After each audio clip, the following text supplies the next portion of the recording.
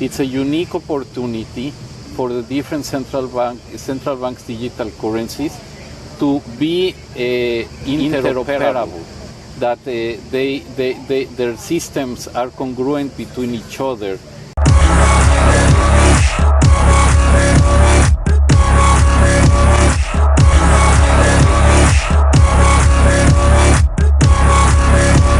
Hi, it's Mind Crypto here. I hope we're having a wonderful morning, afternoon, evening, wherever you are in the world. Remember, this isn't financial advice.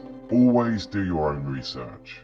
Mind Crypto here, and we're looking at the crypto bubbles today, and wow, we're down to $100. We're ranked at 37, a market cap of 1.21 billion. We're up 0.5% in the hour. We're down 1% in the day, down 0.4 in the week, and 3.1% in the month. But all's looking good. We're still up 113% in the year.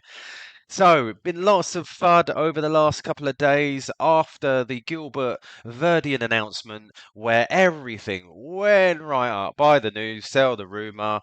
But if you know what you hold, you know what you hold. Unfortunately, people would have bought in and it came tumbling straight back down. But we have to look at this logically. Now, I saw this tweet the other day, and it was via Stan NL11. It's over for Quant. They went from 115 to 105.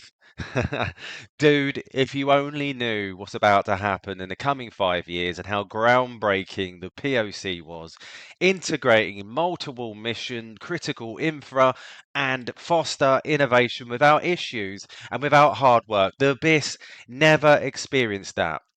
And then Star Eve says, won't get anywhere if team dumps $35 million every time there is a big announcement. Now, come on. Seriously, the fact that they're using these funds to build the business is logical in my sense. And here we see team used to sell regular installments on Bittrex before, regardless of price.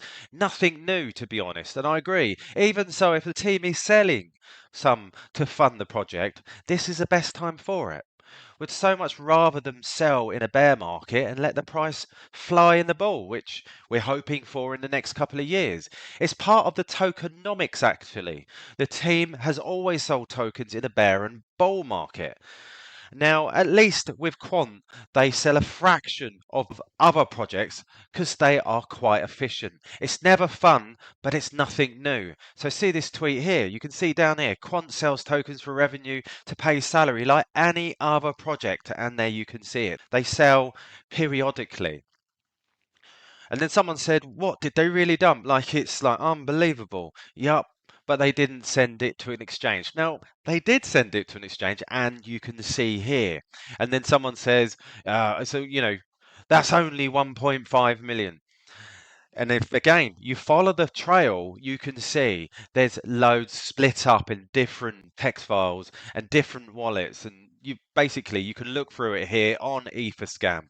So, I mean, look, there's people get upset partly because they see a dump, but we're in this for the long term. But remember, none of this is financial advice. I am not a financial advisor. I am here to give you the news and give you the updates that are important. And this was important because everybody's throwing all their toys out of their pram. And so let's get on to some good news. Wow, look at this. Quant and Project Rosalind. I love to see this. This is absolutely brilliant. Take a look. I mean, if you're going to go and have a look, go and have a look over the Quant Network website. They're working really hard. And this is where the money's being spent. You know, marketing, employees, getting this out there. They've got a big job over the next few years to keep building. So I wouldn't begrudge them of selling their tokens because they need it to build and progress.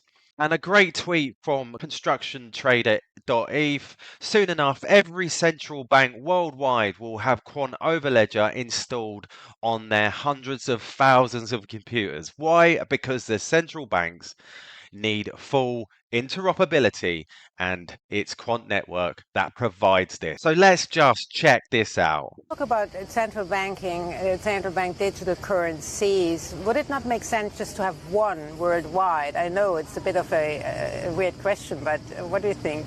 No. I mean, I think that each central bank, each country should have its own sovereign currency.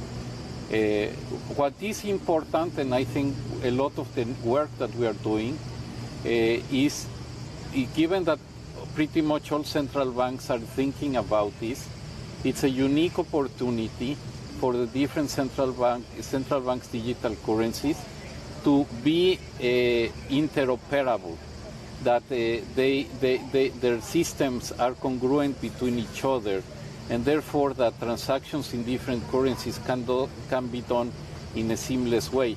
As a matter of fact, today we published a report, the CPMI JOSCO report on CBDC and international payments.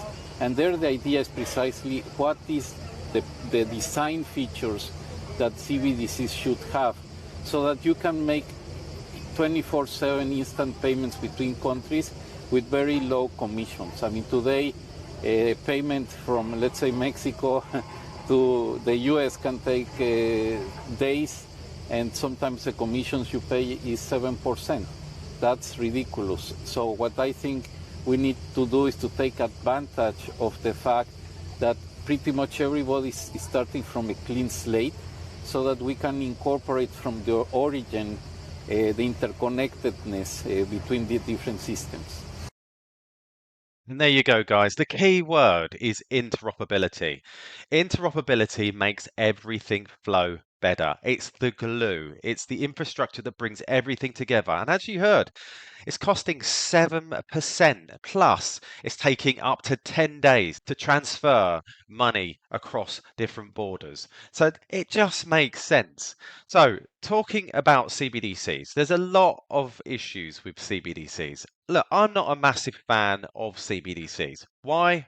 Because there's always worry of what may happen. Now, I saw this little bit of information here, and CBDC programmability is met with considerable skepticism as critics claim a CBDC could be programmed to work against those who use it. Yeah, of course, there's worries about what will happen, but we need to look at this logically. You're either going to position yourself and do your own research and position yourself with the flow, or you're going to fight against it. You're going to work against it, because I've had many messages from people saying, you know, CBDC's this, CBDC's that. Yeah, I get it. I understand. I'm not pro CBDC, but I'm going to get with the program. Again, you've got to do your own research. This is my personal opinion. Because if, for instance, we've got universal basic income coming in, we've got AI, which is going to remove jobs and everything else, and we do fall into this CBDC, or when we fall into this CBDC situation, there's going to be a need for money. And people are going to need that because there aren't possibly going to be as many jobs. But so I'm going to make sure that I'm aligned. You know, it's no good just saying, well, that's it. I'm not invested in any project that's going CBDC, because you get left behind. It's as simple as that. That's the way I see it, and that's my personal opinion. Again, not financial advice. So you've got to make your own choices. And the reason why I say it is because in Stoicism, you want to cultivate acceptance to where that happens, because most events happen without us having a say in the matter. And that's a bit like CBDCs. They're going to happen whether we like it or not, because it's advantageous to the system. You can either take it as it comes and try to enjoy it, or you can be reluctant and get dragged along anyway. As simple as that. There's a wonderful metaphor by the Stoics used to explain this. And if you imagine a dog leashed to a moving cart, the leash is long enough to give the dog two options.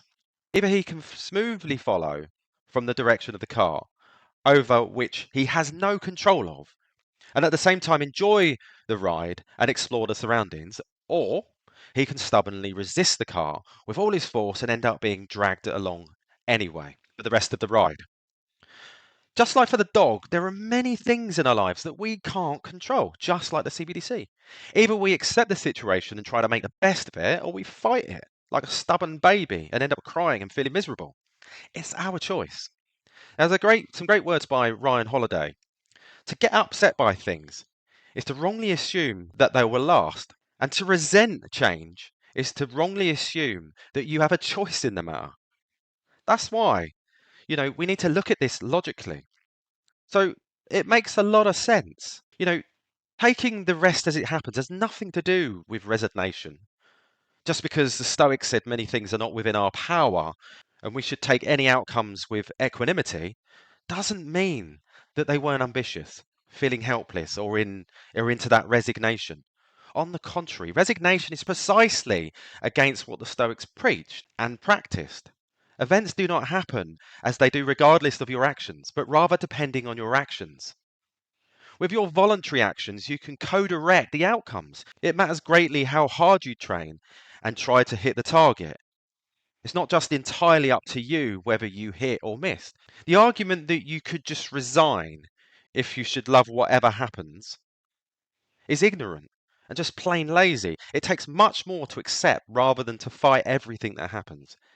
And it takes a real man or woman to face necessity, and it takes a tough yet humble mind to accept and deal with misfortune. That's the way I see it.